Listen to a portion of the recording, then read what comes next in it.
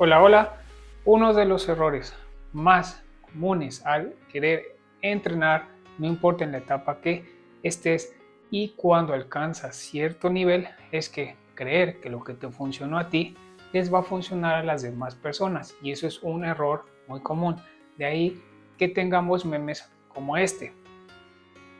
Justamente cuando una persona alcanza cierto nivel se cree experto en todo, pero la realidad es que desconocen por completo cómo funciona su herramienta de trabajo. En este caso sería el cuerpo humano.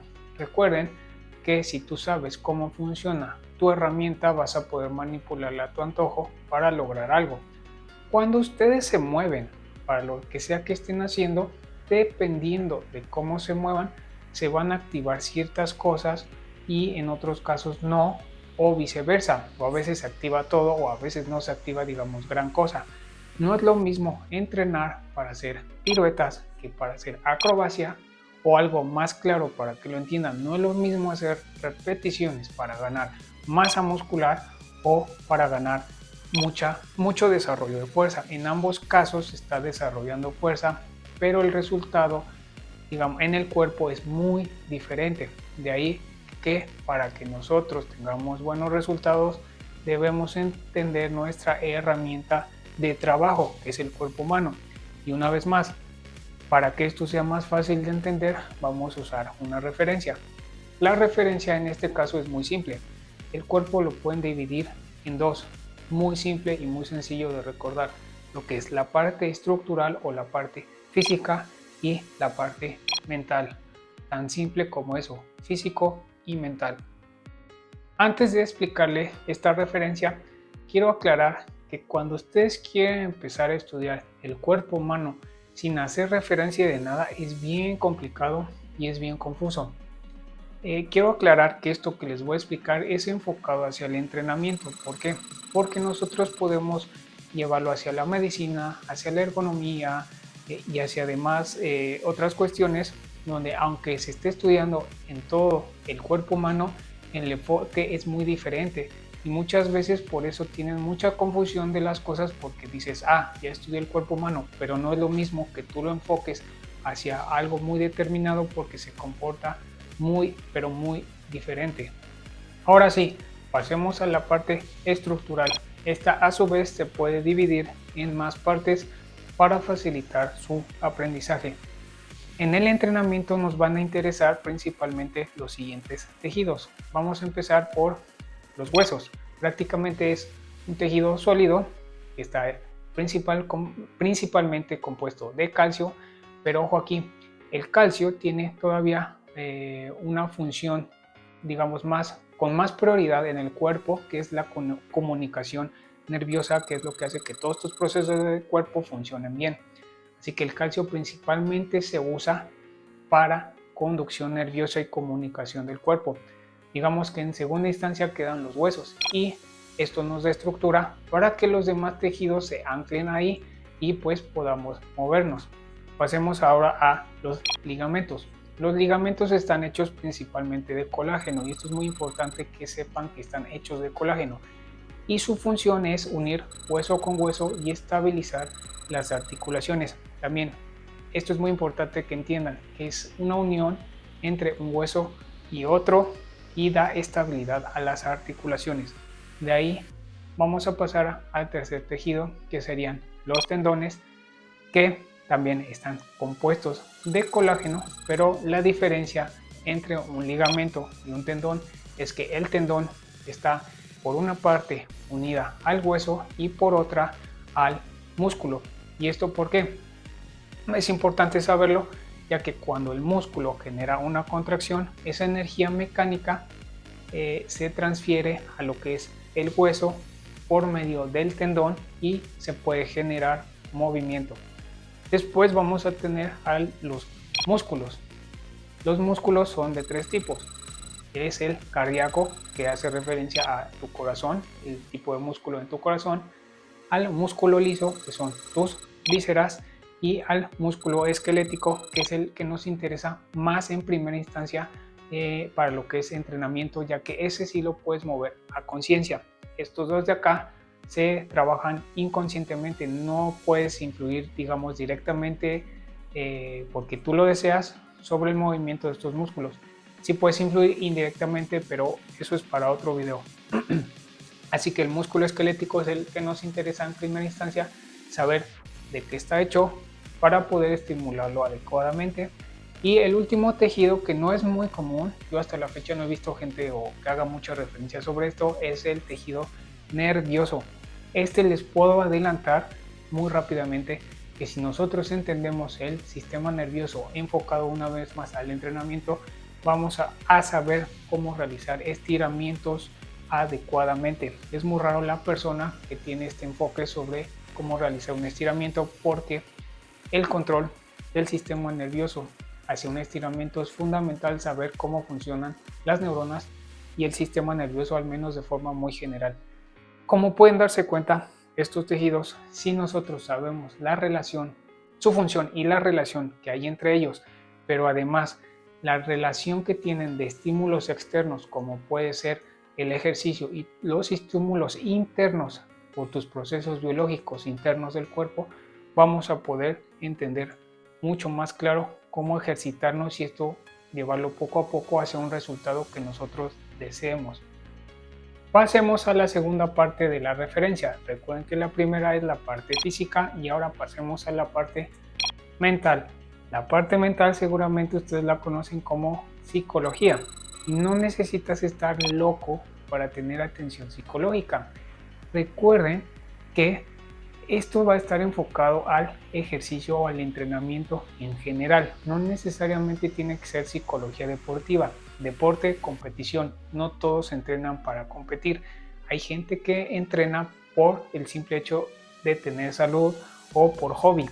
Y ahí también se debería de considerar la parte mental. Prácticamente, muy resumido, lo que hace la psicología deportiva es estudia el comportamiento, las emociones que se generan al hacer ejercicio o al entrenar. Mucha gente cree que cuando necesitan ayuda psicológica es porque están locos y la realidad es que no es así.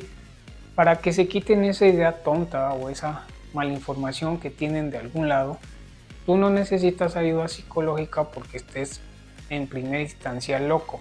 Vamos a ver primero de cómo se genera un comportamiento o una emoción para que vean que eso que piensan realmente es una tontería. Sus sentidos captan información del medio ambiente externo, de tu entorno en el que te desenvuelves. Y estos sentidos, toda esa información que tú obtienes, que puede ser por temperatura, digamos auditivo, por presión y muchísimos otros más, tú los puedes tener completamente funcionales o no, depende del caso. Hay gente que nace con los sentidos dañados o descompuestos y esto a su vez a lo largo de la vida también puede suceder, se te puede descomponer, pero eso no impide que tus demás sentidos puedan seguir adquiriendo esa información. Esa información que tú adquieres de tu entorno genera sensaciones en tu cuerpo, en tu mente, y eso a su vez te va a generar una emoción y esa emoción te va a generar un comportamiento, es decir, te vas a mover de cierta forma con respecto a la situación de ese entorno muy en específico que se produjo en ese momento o en ese lapso de tiempo. Como pueden darse cuenta, los comportamientos o emociones no salen de la nada. Tuvo que haber un estímulo previo para que eso se genere. Tú no puedes estar feliz de la nada, ni triste de así por el simple hecho de estar triste. Algo tuvo que pasar para generar o provocar eso. Si nosotros les damos un enfoque deportivo que sería la competición, para los que hemos competido sabemos las sensaciones que nos genera, al menos cuando eres primerizo, estar en una competición. No importa si es local o si es nivel nacional o de Juegos Olímpicos, nos generan sensaciones principalmente de nerviosismo, de ansiedad, porque muchas veces te sientes inseguro porque no traes las rutinas o el trabajo bien hecho y demás cuestiones, el cual hace que tu comportamiento a la hora de competir sea muy deficiente con respecto a cómo lo hacías en los entrenamientos. porque no es lo mismo la situación en un entrenamiento donde estás echando relajo, te la llevas muy tranquilo.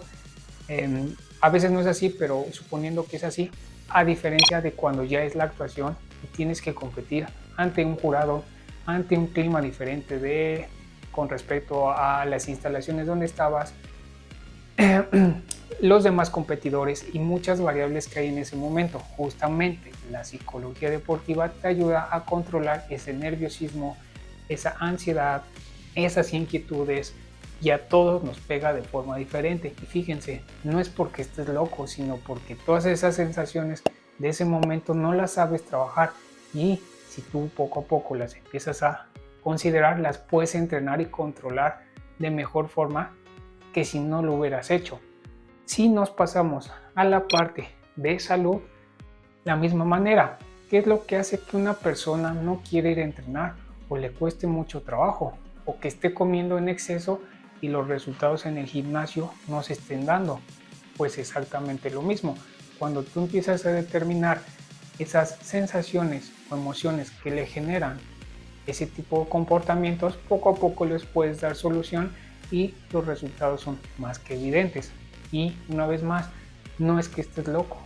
Los comportamientos no necesariamente deben ser a que estés loco. Hay muchos tipos de comportamientos y tenemos que ver la causa de eso con respecto a qué lo generó para darle solución en caso de que sea problemático. Un ejemplo muy, pero muy claro y que está, digamos, muy ahorita a la alza por las redes sociales es que hay chicos que tienen cuerpos muy bien eh, trabajados, pero mentalmente están en depresión y están tristes. Justamente tenemos que ver qué es lo que está pasando ahí, porque no necesariamente haber logrado un objetivo en el entrenamiento va a hacer que estés feliz o estés contento, y esto se vuelve bien problemático en competición y en salud. Si han estado de este lado, sabrán a lo que me refiero. Y justamente por salud o por estética, que es el fitness, donde a todo el mundo lo quieren englobar y no es así, o donde hay mucho contenido, muchas veces podrán tener cuerpos muy, pero muy bien trabajados, pero mentalmente están muy, pero muy mal. Así que cuidado con esa parte. Cuando tú te dedicas a dar clases o entrenas gente, de preferencia, entre más capacitado estés, vas a tener mucha noción de cómo llevar a alguien desde el inicio o en la etapa en la que se encuentre. Seguramente muchas veces o no se han puesto a pensar esto, que el entrenamiento es dolor, la sensación de dolor al entrenar, no importa a qué nivel lo hagas, siempre va a haber dolor. Esa sensación de dolor te va a generar una emoción. No todos toleran el dolor de la misma forma o no todos lo perciben de la misma manera, para lo cual la gran mayoría de las personas que empieza, lo peor que puedes hacer es generarles un dolor excesivo porque después ya no quieren ir a entrenar. Esa sensación dolorosa es incómoda y no la van a querer repetir. Tú ve y ponle eso a un atleta que va a competir, ya a él no le importa porque sabe o ya tiene más consciente que eso es necesario para llegar a romper la marca que necesita. Y por eso el enfoque es muy diferente de alguien que compite a alguien que va por salud. Por eso, si ustedes tienen más en cuenta esto que les acabo de decir, principalmente el dolor, que es algo de lo que se habla muy poco en el entrenamiento, si ustedes saben que eso genera una sensación y una emoción, pues qué comportamiento va a suceder en la persona que estés entrenando. Y obviamente va a ser diferente para todos. Por eso les digo que no tiene sentido poner el mismo ejercicio o la misma rutina a alguien cuando sus sensaciones y emociones son diferentes, por lo cual sus comportamientos también van a ser diferentes. ¿Ya vieron la importancia de esta parte mental? El estado mental en el que te encuentres va a afectar significativamente al funcionamiento del cuerpo en general, y de ahí que se den una idea de que ustedes no pueden separar la parte estructural, es decir, tu cuerpo, de la parte psicológica o mental. Van unidas, una va a afectar a la otra siempre, es imposible separarlas. De ahí que muchas veces no tengan la capacidad de concentrarse en una clase, digamos, de danza, o tengan mucho nerviosismo, hacer algo, o simplemente no estén motivados para tener la capacidad de ser constantes a largo plazo y generar un hábito. Espero que con esto les haya quedado un poco más claro lo que es ahora sí que el cuerpo en general, y poco a poco vamos a ir profundizando en estos temas para que los puedan ir adaptando a sus necesidades, y el enfoque es una vez más a la actividad física, entrenamiento o ejercitarse. Espero que les sea útil. Con esto sería todo. Adiós.